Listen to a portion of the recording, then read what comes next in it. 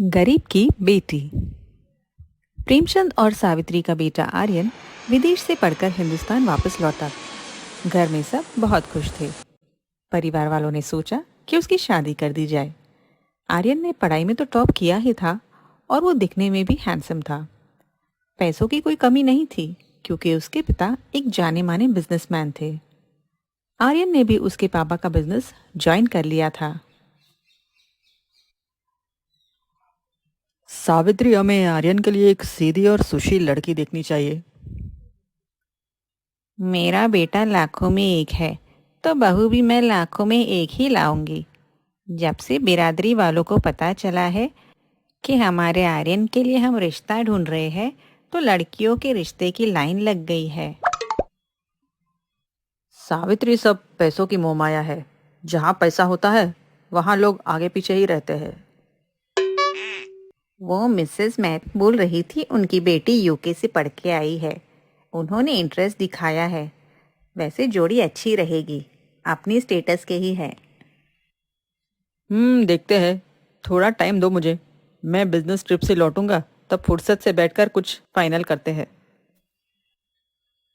सावित्री चाहती थी कि उसके बेटे का रिश्ता एक बहुत बड़े खानदान में हो क्योंकि उनका सोसाइटी में बहुत नाम था और वह लोग बहुत पैसे वाले थे। सावित्री को उसके स्टेटस पर बहुत घमंड था, लेकिन उसे क्या पता था कि उसके बेटे की किस्मत में क्या लिखा है। एक हफ्ते बाद जब प्रेमचंद अपने बिजनेस ट्रिप से वापस आते हैं तो उन्हें पता चलता है कि उनके जिगरी दोस्त रमेश की तबीयत बहुत ही खराब है। वह कैंसर के लास्ट स्टेज पर है। वे फौरन उसे मिलने जाते हैं। अरे प्रेम, तुम आ गए। मैं तुम्हारा इंतजार कर रहा था। अब मैं चैन से मर पाऊंगा। रमेश, तुम ऐसा मत बोलो। हम तुम्हारा ट्रीटमेंट करवाएंगे। तुम इतने बीमार थे, तुमने किसी को बताया क्यों नहीं? अरे, जिंदगी की भागदौड़ में मुझे समझ ही नहीं आया कि मैं कैंसर की लास्ट स्टेज पर पहुंच गया हूं। अब कोई इलाज काम नहीं करेगा। डॉक्टर ने कह दिया है कि मेरा आखिरी समय आ चुका है। ऐसा मत कहो रमेश।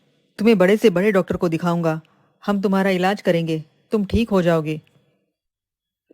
नहीं प्रेम, मैं कह रहा हूं ना, मेरा आखिरी समय आ चुका है। मैंने सिर्फ तुम्हें इसलिए बुलाया है कि तुमसे एक विनती करना चाहता हूँ। यह है मेरी बेटी दीपिका। तू तो जानता है ना, तेरी भाभी के चल बसने के बाद मैंने ही इसे पाल के बड़ा किया है।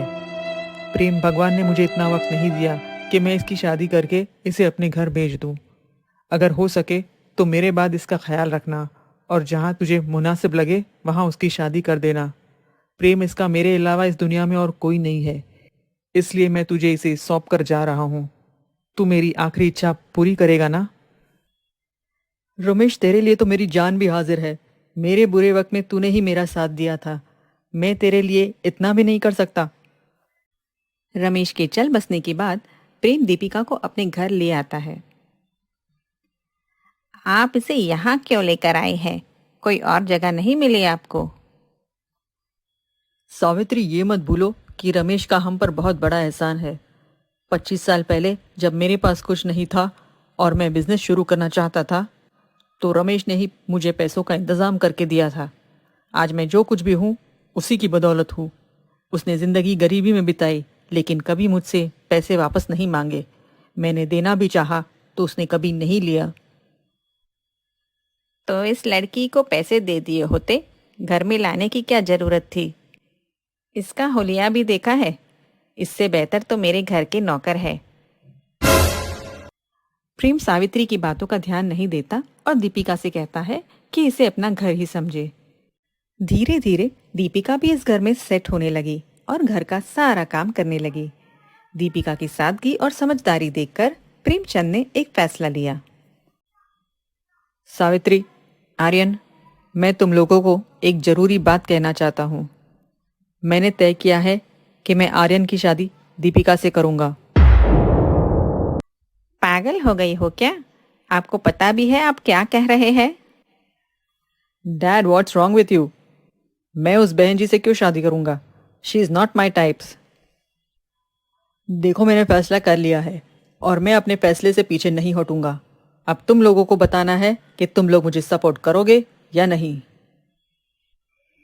इस गरीब लड़की को मैं अपनी बहू कभी नहीं बनाऊंगी। मैं आपसे पहले ही कहा था कि मुझे मेरे स्टेटस की बहू चाहिए।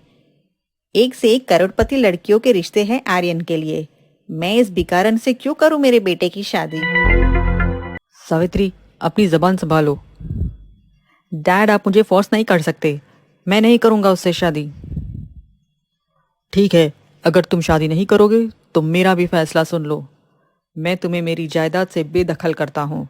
तुम्हें एक फूटी कौड़ी नहीं मिलेगी मेरी दौलत से। प्रेम का ये फैसला सुनकर सावित्री और आर्यन हार मान लेते हैं और आर्यन शादी करने को तैयार हो जाता है। आर्यन और दीपिका की शादी होती है और शादी के दूसरे दिन ही आप तैयार हो गए? मैं आपके लिए नाश्ता लगाती हूँ। देखो दीपिका, तुम्हें पहले ही बता देता हूँ, मैंने अपने पापा के प्रेशर में आके शादी की है। मैं तुम्हें अपनी बीवी नहीं मानता। हमारे बीच कोई संबंध नहीं रहेगा। जो कुछ भी रहेगा दिखावे का रहेगा। आर्यन की बात सुनकर दीपिका बहुत ही दुखी होती है। बेटा दीपिका, तुम किसी की बात का बुरा ना मानना। मैं जानता हूँ तुम बहुत ही अच्छी लड़की हो और मेरे आर्यन के लिए तुम परफेक्ट हो। तुम्हें थोड़ा वक्त देना होगा उसे। मुझे पूरा विश्वास है तुम उसका मन जीत लोगी। सावित्री हमेशा दीपिका का अपमान करती रहती। आज मेरी किटी पार्टी है, मेहमान आ रहे हैं, तैयारी करना, लेकिन किसी के सामने मत आना तुम, समझी? मैं नहीं चाहती तुम्हारी वजह से मेरा मजाक बने। एक दिन सबको बाहर शादी में जाना होता है। सुनिए, ये लड़की हमारे साथ नहीं जाएगी। आपने इसका तौर तरीका देखा है? कोई ड्रेसिंग सेंस नहीं, हाई सोसाइटी में रहने की आदत नहीं है ना। सावित्री, अगर हमारे साथ ये निकलेगी तो सीखेगी ना। थोड़े वक्त में सीख जाएगी। देखिए, अगर आप इसे साथ लेना चाहते हैं तो ये मेरे साथ नहीं रहेगी। इसे कहिए मुझसे दूर रहे। एक दिन दीपिका सुबह आर्यन को उठाती है। आर्यन उठिए, आपको ऑफिस नहीं जाना क्या? ओफो, सुबह सुबह क्यों अपनी मनहूस शक्ल मुझे दिखा दी। हट जाओ यहां से। दीपिका को रोना आ जाता है। अब ये मगरमच्छ के आंसू मुझे मत दिखाओ। जाओ जाकर नाश्ता लगाओ।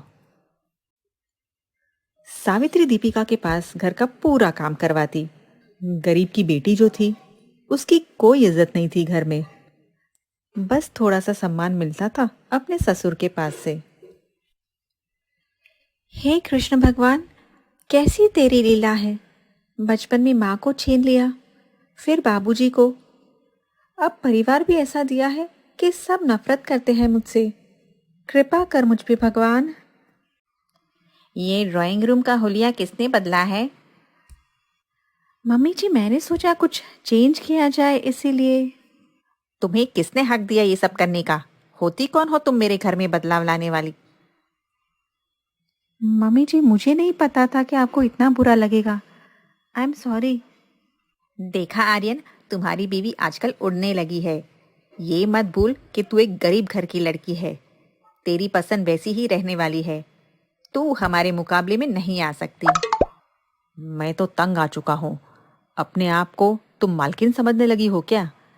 कैसी लड़की बांधी मेरे गले में डैड ने। मैंने ऐसा क्या कर दिया जो आप लोग इतना गुस्सा हो रहे हो? ऐसे तो कोई नौकर को भी नहीं ट्रीट करता। जबान लड़ाएगी क्या? चल, तुझे आज ही यहां से निकाल फेंकती हूँ।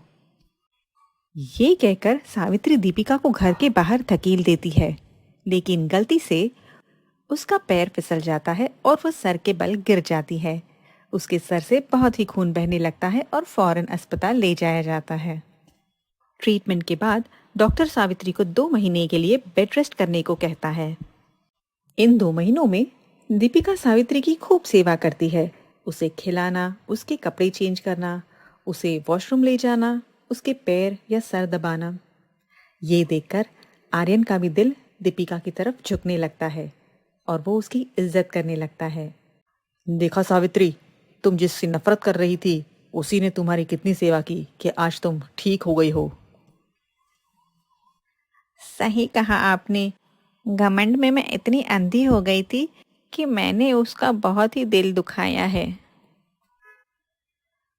अगर तुम अपनी पसंद की कोई करोड़पति बहू लाई होती तो वो तुम्हारी इतनी सेवा ना करती जितनी दीपिका ने की है। उसके संस्कार है जो देखकर ही मैंने उसे अपनी बहू बनाया है। दीपिका ही इस घर की बहू बनने के लायक थी और है। मुझे माफ करना, मैंने तुम्हें गलत समझा बेटा। हाँ दीपिका, मुझे भी माफ करना। मैंने तुम्हें बहुत ही बुरा ट्रीट किया। अमीरी गरीबी ये सब किताबी बातें हैं। इंसान के गुण और संस्कार ही इम्पोर्टेंट है, ये मैं जान चुका हूँ। आर्यन ने दिल से दीपिका को अपनी पत्नी मान लिया था।